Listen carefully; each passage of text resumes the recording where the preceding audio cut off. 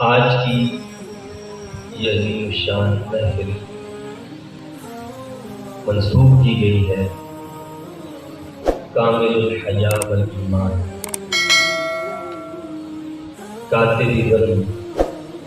عشرہ مبشرہ میں جن کا شمار ہوتا ہے، ذو النورین جن کو کہا جاتا ہے،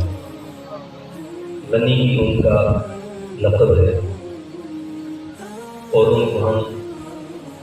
خلیفہ سوم حضرت سیدنا عثمان بن عفان رضی اللہ تعالیٰ عنہ کے نام مبارک سے جانتے پہچانتے ہیں۔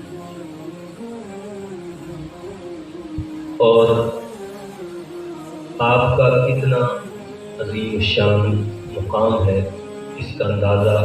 قرآن کی اس آیت سے لگایا جا سکتا ہے، جس میں اللہ نے فرمایا لقد رضی اللہ عن المؤمنین اذ یبایعونک تحت الشجرہ، اللہ ان سے راضی ہو گیا کہ جو اے حبیب کریم صلی اللہ علیہ وسلم آپ کی دست مبارک پر درخت کے نیچے بیٹھ کر رہے ہیں۔ آپ تو خود جنتی ہیں، اور اللہ کے نبی صلی اللہ علیہ وسلم نے ایک مرتبہ نہیں بارہا آپ کو جنت کی خوشخبری سنائی۔ وہ 10 صحابہ کرام جن کو ایک ساتھ اللہ کے نبی صلی اللہ علیہ وسلم نے جنت کی بشارت سنائی، ان میں سے ایک آپ کا نام۔ پھر مسجد نبوی صلی اللہ علیہ وسلم کی وسعت کا معاملہ آیا تو فرمایا کہ اس کے لیے یہ ساتھ میں کوئی جگہ موجود ہے جو خرید کر مسجد کی وقت کر دے، اس کے لیے جنت کی ضمانت۔ تو آپ نے وہاں پر بھی مسجد نبوی صلی اللہ علیہ وسلم کی وسعت کے لیے وہ مکان خریدا اور مسجد نبوی صلی اللہ علیہ وسلم کی توسیع کی اور اس جنت کے مستحق ہے۔ بے روما کے موقع پر جو کنواں پانی کا جو آپ نے خریدا، پانی چونکہ کمی تھی اور مسلمانوں کے پاس پانی موجود نہیں تھا، آپ نے خریدا اور مسلمانوں کی وقف کر دیا، تو جنت کی ضمانت۔ اسی طرح دیگر کئی ایسے مواقع آئے کہ جن میں اللہ کے نبی صلی اللہ علیہ وسلم نے سیدنا عثمان بن عفان رضی اللہ تعالیٰ عنہ کو جنت کی ضمانت دی۔ تو آپ تو خود جنتی ہیں، لیکن قرآن کی یہ آیت بتاتی ہے کہ آپ کے توسل اور آپ کے وسیلے اور آپ کے ذریعے اور آپ کے سبب سے اللہ تعالیٰ نے 1400 صحابہ کرام کو جنت کی بشارت سنائی۔ اللہ نے ان سے رضامندی کا اعلان کر دیا۔ وہ کیسے؟ کہ جب اللہ کے نبی صلی اللہ علیہ وسلم نے ایک خواب دیکھا کہ آپ صلی اللہ علیہ وسلم اپنے جانثاروں کے ساتھ کعبۃ اللہ تشریف لے کے عمرہ ادا کر رہے ہیں، تو اس کی تکمیل کے لیے جب اللہ کے نبی صلی اللہ علیہ وسلم چلے تو حدیبیہ کے مقام پر جب پہنچے تو مشرکین نے روک دیا۔ اس وقت اللہ کے نبی صلی اللہ علیہ وسلم نے سفیر کے طور پر جن کو منتخب کیا، یعنی بڑے بڑے صحابہ کرام دیگر بھی موجود تھے، سیدنا ابوبکر صدیق رضی اللہ تعالیٰ عنہ، حضرت سیدنا عمر فاروق رضی اللہ تعالیٰ عنہ موجود تھے۔ اللہ کے نبی صلی اللہ علیہ وسلم نے مشرکین مکہ کے پاس جس ہستی کو سفیر بنا کر بھیجا اپنا، وہ تھے حضرت سیدنا عثمان بن عفان۔ آپ کو بھیجا کہ آپ جائیں اور جا کر مشرکین مکہ سے بات کریں کہ ہم تم سے کوئی لڑنے تو نہیں آئے، ہم تو کعبۃ اللہ کی زیارت کے لیے آنا چاہتے ہیں، کوئی لڑائی مقصد نہیں ہے، کوئی اور جنگ کرنا مقصد نہیں ہے، آئیں گے تم اپنے دشمنوں کو بھی اجازت دیتے ہو کہ کعبۃ اللہ کی وہ زیارت کر سکتے ہیں، تو ہمیں کیوں اجازت دیں؟ تو جب سیدنا عثمان بن عفان رضی اللہ تعالیٰ وہاں تشریف لیں گے اور وہاں ابو سفیان جو اس وقت تک مسلمان نہیں ہوئے تھے، وہ سردار مکہ تھے، انہوں نے اور دیگر مشرکین مکہ نے حضرت سیدنا عثمان بن عفان رضی اللہ تعالیٰ عنہ کو پیشکش کی کہ آپ یہاں تشریف لائیں، آپ کو اس بات کی اجازت ہے کہ آپ کعبۃ اللہ کا طواف کریں۔ اور ادھر کچھ جانثار ایسے بھی تھے جن کی طرف تھی، جستجو تھی کہ ہم بھی وہاں جاتے اور کعبۃ اللہ کا طواف کرتے تو آپس میں باتیں کرتے کہ عثمان کے آج بڑے مزے ہوں، وہ تو آج وہاں کعبۃ اللہ کا طواف کر رہے ہوں گے۔ یہی خبر اللہ کے نبی محمد رسول اللہ صلی اللہ علیہ وسلم کو پہنچی تو اللہ کے نبی کو اپنے جانسار پر کتنا اعتماد تھا کہ اللہ کے نبی صلی اللہ علیہ وسلم نے فرمایا کہ عثمان سے یہ کہیں بھی نہیں کیا جا سکتا کہ بغیر ہمارے وہ طواف کریں، یہ خیال بھی نہیں آ سکتا۔ اللہ کے نبی فرماتے ہیں کہ وہ ہمارے بغیر کعبۃ اللہ کا طواف کریں۔ اور ادھر جب سیدنا عثمان بن عفان رضی اللہ عنہ کو یہ کہا گیا، پیشکش کی کہ کعبۃ اللہ میں آ چکے ہیں، کعبۃ اللہ کا طواف کریں، تو اللہ کے حبیب علیہ السلام سے عشق و محبت کا یہ عالم تھا، فرمایا کہ اس کعبۃ اللہ کا طواف اس وقت تک نہیں کیا جا سکتا جب تک محمد رسول اللہ صلی اللہ علیہ وسلم ساتھ ہیں۔ تو یہ بات ہم لوگوں کو بڑی ناگوار ہوتی ہے، اور اس بنا پر ابو سفیان جو سردار مکہ تھے اس وقت، انہوں نے اور دیگر مشرکین مکہ نے حضرت سیدنا عثمان بن عفان رضی اللہ عنہ کو قید کر دیا۔ آپ کے ساتھ دیگر تقریباً 10 افراد اور تھے، ان سب کو قید کر دیا گیا، اور ادھر یہ افواہ پھیلی کہ حضرت سیدنا عثمان بن عفان رضی اللہ عنہ کو شہید کر دیا۔ یہ افواہ جب پھیلی تو اللہ کے نبی صلی اللہ علیہ وسلم نے تمام صحابہ کو جمع کیا، جو تقریباً 1400 صحابہ کرام تھے، یا بعض روایات کے مطابق 1450 صحابہ کرام، ان سب کو جمع کیا، ایک درخت کے نیچے جمع کیا۔ وہاں پر جو بیعت کی اسے بیعت رضوان کہا جاتا ہے، یعنی اس میں اللہ رب العزت نے تمام صحابہ کرام کے ساتھ اپنی رضامندی کا اعلان کیا۔ اللہ نے فرمایا کہ یہ سب سے راضی ہے۔ تو اللہ کے نبی صلی اللہ علیہ وسلم نے بیعت کیا دی کہ اگر عثمان کو شہید کر دیا گیا تو سب نے اس بات کی بیعت لینی ہے کہ جب تک ہمارے جسم میں خون کا ایک قطرہ بھی موجود ہے، ہم قصاص سے عثمان لے کر رہیں گے، ہم اسلام کی سربلندی کے لیے لڑتے رہیں گے۔ اللہ کے نبی صلی اللہ علیہ وسلم کو یہ بات معلوم تھی کہ حضرت سیدنا عثمان بن عفان رضی اللہ عنہ کو شہید نہیں کیا گیا، اور اس کی واضح دلیل یہ موجود ہے کہ جب اللہ کے نبی صلی اللہ علیہ وسلم نے تمام صحابہ سے بیعت لے لی تو آخر میں اللہ کے نبی صلی اللہ علیہ وسلم نے اپنے دست مبارک کو فرمایا کہ یہ عثمان کا ہاتھ ہے، اور پھر دوسرا ہاتھ اپنا ہی اس ہاتھ پر رکھا اور فرمایا کہ یہ عثمان سے بیعت کی جائے۔ تو بیعت ہمیشہ زندہ سے لی جاتی ہے، کسی مردہ سے بیعت نہیں۔ تو جس طرح دیگر صحابہ سے بیعت لی، اللہ کے نبی صلی اللہ علیہ وسلم نے سیدنا عثمان بن عفان رضی اللہ عنہ سے ان کی ادنی موجودگی میں بیعت لی اور اپنے ہاتھ کو عثمان کا ہاتھ قرار دیا۔ اور یہی وہ موقع ہے کہ جب اللہ نے اپنے محبوب کے ہاتھ کو اپنا ہاتھ قرار دیا۔ اللہ نے فرمایا کہ ید اللہ فوق ایدیہم، کہ حبیب آپ کا ہاتھ نہیں، اللہ کا ہاتھ ان لوگوں کے ہاتھ پر ہے۔ یہ جنہوں نے آپ کے ہاتھ پر بیعت کی ہے، انہوں نے آپ کے ہاتھ پر بیعت نہیں کی، اللہ کے ہاتھ پر۔ تو اس سے اندازہ کریں کہ کتنا بلند مقام ہے اللہ کے نزدیک حضرت سیدنا عثمان بن عفان رضی اللہ عنہ۔ تو بات یہ ہے کہ بندہ مومن کی جو بھی ایکٹیویٹی ہوتی ہے، اس کا جو بھی عمل ہوتا ہے، اس کا جو بھی کردار ہوتا ہے، وہ محض رضا الہی کی ہوا کرتا ہے۔ جب ہم اللہ کی رضا اور خوشنودی کے حصول کے لیے ایک جانور پر چھری چلاتے ہیں تو یہ عبادت بن جاتی ہے، یعنی یہ چھری چلانا بھی عبادت ہے۔ اور جب اللہ کی رضا اور اس کی خوشنودی کے حصول کے لیے انسان اپنی جان دے دیتا ہے، اسے پھر شہادت کہتے ہیں۔ یعنی جانور پر اللہ کی رضا کے لیے چھری چلانا عبادت، اور اپنی جان کو اللہ کی راہ میں قربان کر دینا شہادت ہے۔ یہ شہادت کا درجہ ملتا ہے کہ جب انسان اپنی جان کو اللہ کے لیے قربان کرتا ہے۔ اور ایک خاص بات اس میں یہ سمجھنے کی ہے کہ اسلام میں امن و امان کی کتنی اہمیت ہے، اس کا اندازہ اس بات سے لگا سکتے ہیں کہ جہاں امن و امان قائم کرنا مقصود ہو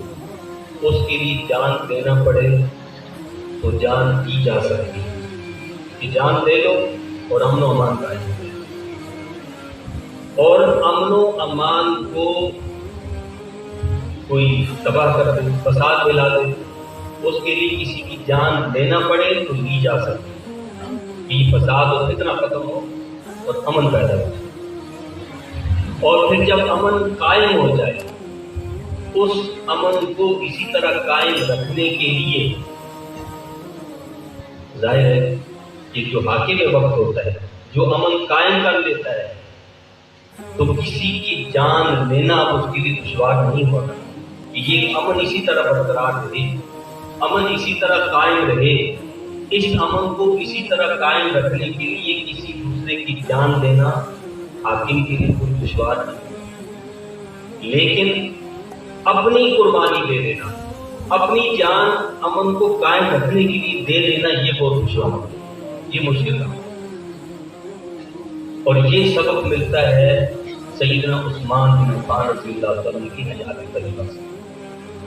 کہ آپ نے اپنی جان کو قربان کر دی حاکم وقت،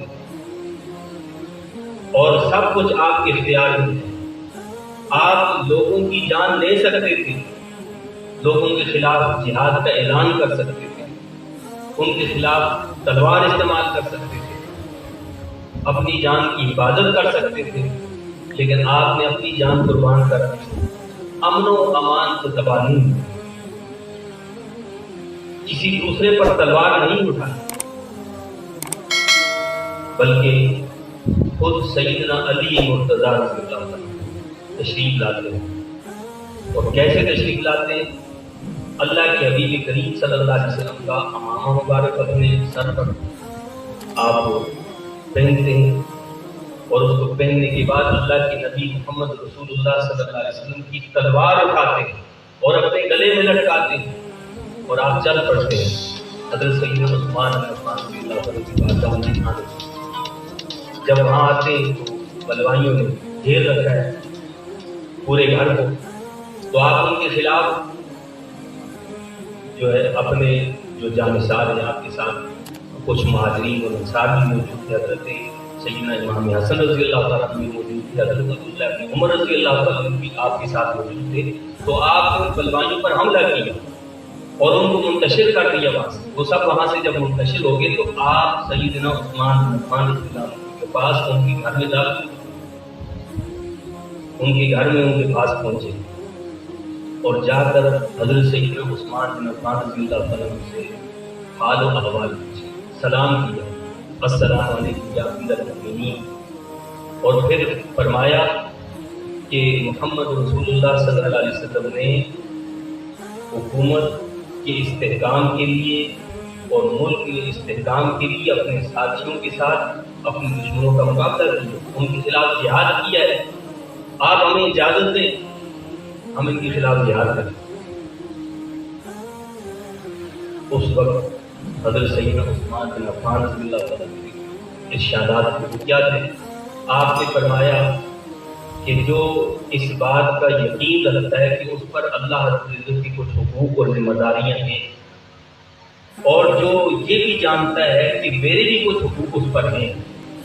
میں اس کو اللہ کی قسم دے کر کہتا ہوں کہ اس نے میری ذات کے لیے کسی کو قتل نہیں کرنا، میری ذات کے لیے کسی کے خلاف تلوار نہیں اٹھانی، میری ذات کے لیے کسی کے خون کا ایک قطرہ نہیں بہانا، اور اپنا خون بھی نہیں بہانا، نہ کسی اور کے خون کا قطرہ بہانا ہے، نہ اپنا خون کا قطرہ بھی، یہ اسے میں قسم دے کر ہوں۔ حضرت سیدنا علی مرتضیٰ رضی اللہ عنہ نے دوبارہ یہی اصرار کیا اور یہی جملے ادا کیے، آپ نے پھر یہی بات کی۔ تو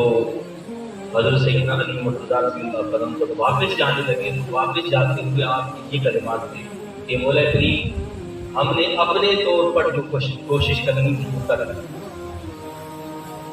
اس سے زیادہ ہم کچھ نہیں کر سکتے۔ اور آپ نے اس وقت یہ بھی بتایا حضرت سیدنا عثمان بن عفان رضی اللہ تعالیٰ عنہ سے فرمانے لگے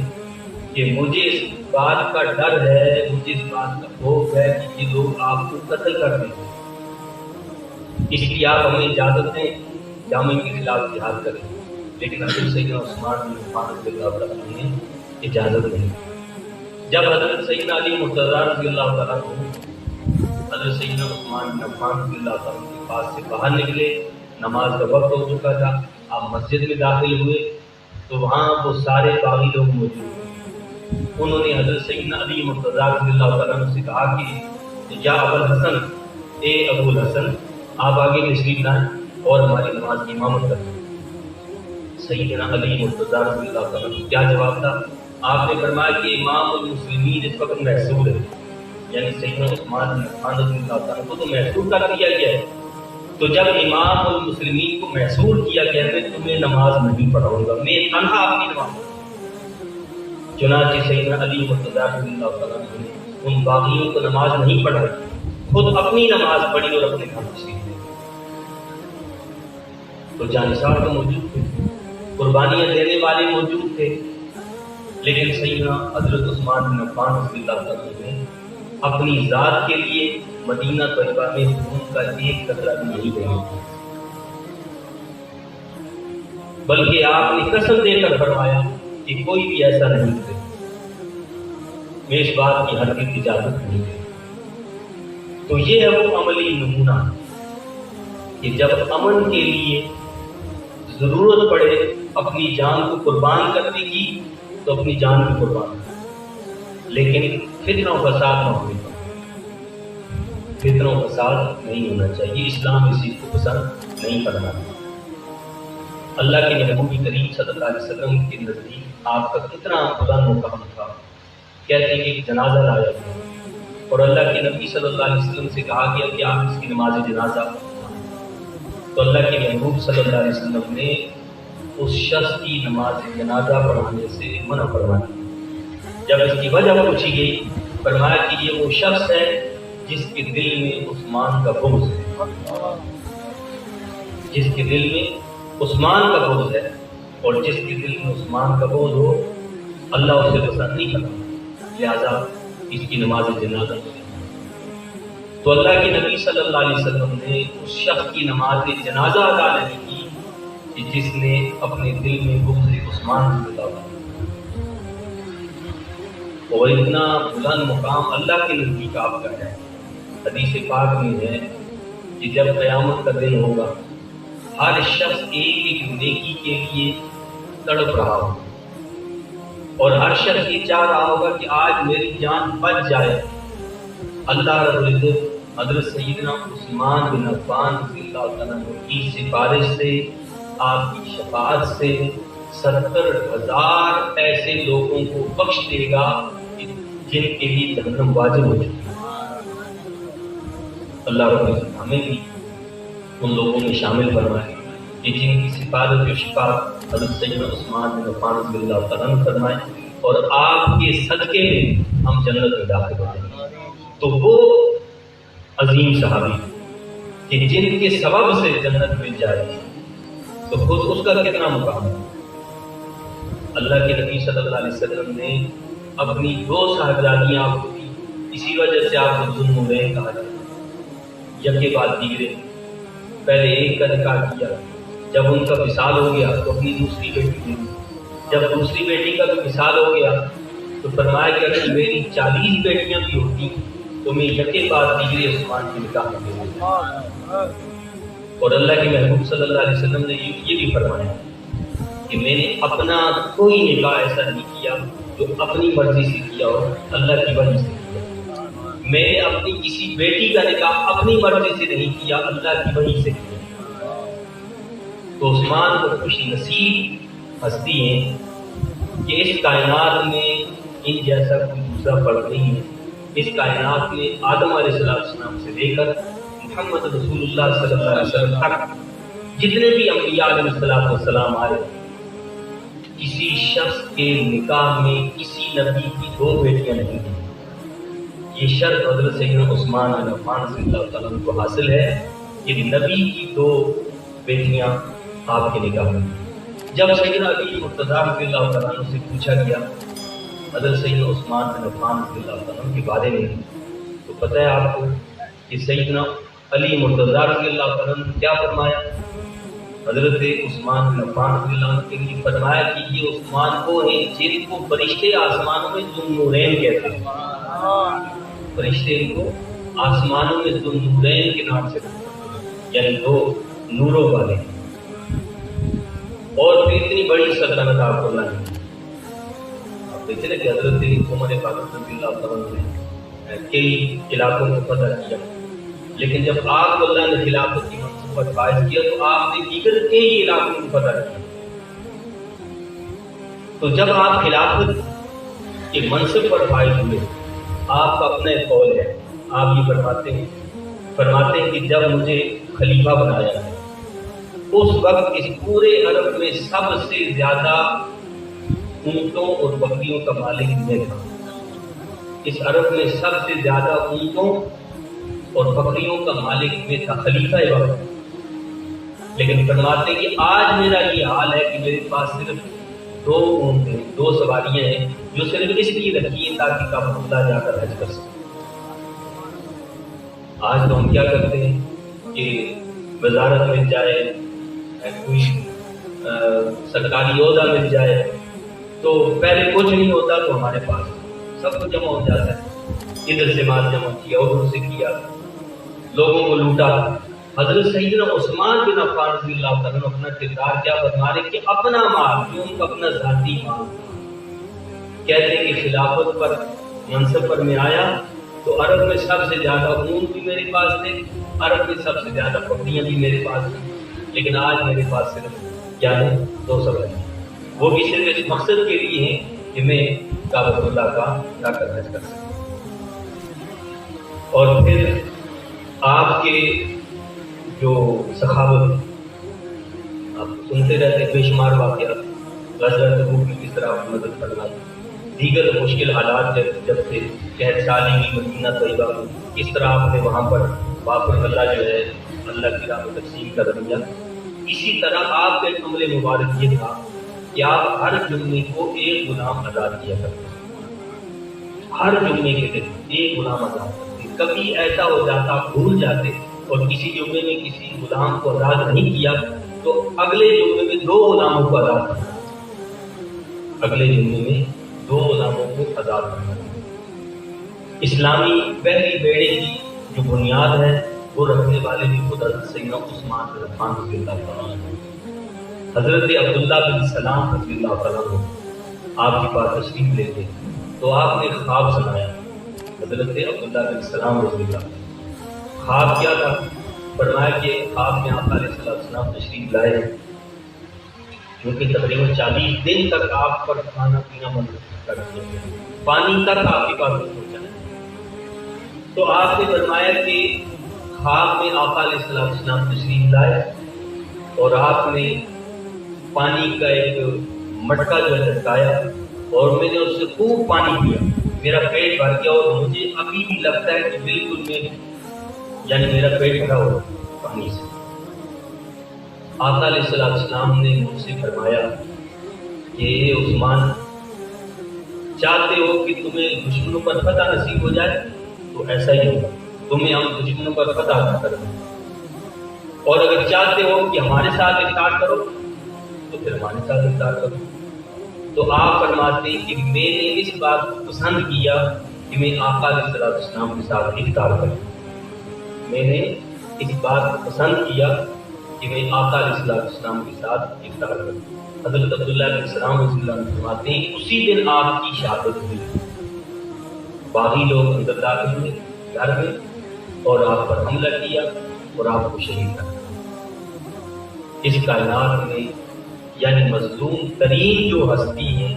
اس اعتبار سے وہ آپ کی ذات ہے، یعنی جن کے پاس اختیار تھا، اقتدار تھا، سب کچھ تھا. یہ سب کچھ ہونے کے باوجود آپ نے اپنی جان کی خاطر کسی کے خلاف تلوار نہیں اٹھائی. اور جب آپ کی شہادت ہوئی تو اس وقت بھی آپ کی زبان پر جو جملے تھے، جو کلمات تھے، جو دعا تھی وہ کیا تھی؟ اللہم اجمع امت محمد صلی اللہ علیہ وسلم، اے اللہ उम्मत मुहम्मदिया अलैहिस्सलाम को मुत्तफिक और मुत्तहिद कर दे, इनमें इख्तिलाफ ना हो, इनमें इंतशार ना हो। लेकिन जब हज़रत सैयदना उस्मान बिन अफ़्फ़ान रज़ियल्लाहु अन्हु शहीद कर दिया गया, उसके बाद से लेकर आज तक उम्मत में कभी इत्तेफाक पैदा नहीं हुआ। ये एक ऐसा दरवाज़ा था कि जिसको तोड़ दिया गया और उसके बाद उम्मत में कभी इत्तेफाक नहीं हो सका। और इसकी बेशुमार निशानियाँ थी, अलामतें थी। अल्लाह के नबी सल्लल्लाहु अलैहि वसल्लम की एक अंगूठी थी जिससे मोहर लगाई जाती थी, जो हज़रत सैयदना अबू बकर सिद्दीक़ रज़ियल्लाहु अन्हु के पास थी। जब खिलाफत हज़रत सैयदना उमर रज़ियल्लाहु अन्हु की उनको थी, फिर ये खिलाफत हज़रत सैयदना उस्मान बिन अफ़्फ़ान रज़ियल्लाहु अन्हु की तो वो आपको मिली। तो आपने एक मरतबा कुएं के किनारे पर रखा और उस अंगूठी, उसी अंगूठी से जो यानी फरमान जारी होता था सरकार में, उसी की मोहर लगाई जाती थी। चांदी की अंगूठी थी, उस पर मोहम्मद रसूलुल्लाह सल्लल्लाहु अलैहि वसल्लम लिखा हुआ था। तो आप उस अंगूठी को इस तरह हिलाए जा रहे थे और वो अंगूठी उस सारे कुएं को पानी उसका निकाल दिया गया, उसका कीचड़ तलाश कर लिया कि वो अंगूठी नहीं है, वो अंगूठी नहीं है, क्योंकि ये अंगूठी आगे कतल नहीं होती। आपने फिर हूबहू ऐसी ही अंगूठी चांदी की बनवाई जिसमें मोहम्मद रसूलुल्लाह सल्लल्लाहु अलैहि वसल्लम लिखा था और उसको पहन लिया और उससे मोहर लगाया करते थे। जिस दिन आपकी शहादत हुई वो अंगूठी लाए तो कुछ पता नहीं चला कि कौन ले गया, कैसे ले गया, उसका कुछ पता नहीं। तो ये सिलसिला जो था वो यहाँ इख्तिताम हो जाता है। इसलिए रब कायनात को कुछ और ही नहीं। तो सैयदना उस्मान बिन अफ़्फ़ान रज़ियल्लाहु तआला अन्हु इस उम्मत मुस्लिमा की, मेरे लिए, आपके लिए, हमारे हुक्मरानों के लिए अमली नमूना है, जो हमें ये बता दे कि अपनी अना को, अपनी जिद को, अपनी हटदर्मी को ख़त्म करके उम्मत में इत्तेफाक को, इत्तेहाद के लिए जुटोड़ कर और उसके लिए अपनी जान का आखिरी कतरा भी खून का बहाना हो, अपनी जान दे दो, किसी दूसरे की जान न दो, किसी दूसरे का खून न बहाओ। तुम्हें इक़्तिदार की कुर्बानी देना पड़े तो अपने इक़्तिदार को कुर्बान कर दो, लेकिन मुल्क में दंगा और फसाद और मुल्क में झगड़ा और फसाद ये ना अल्लाह को पसंद है, ना अल्लाह के नबी सल्लल्लाहु अलैहि वसल्लम को पसंद है और ना हमारे इस्लाम को ये बात पसंद है।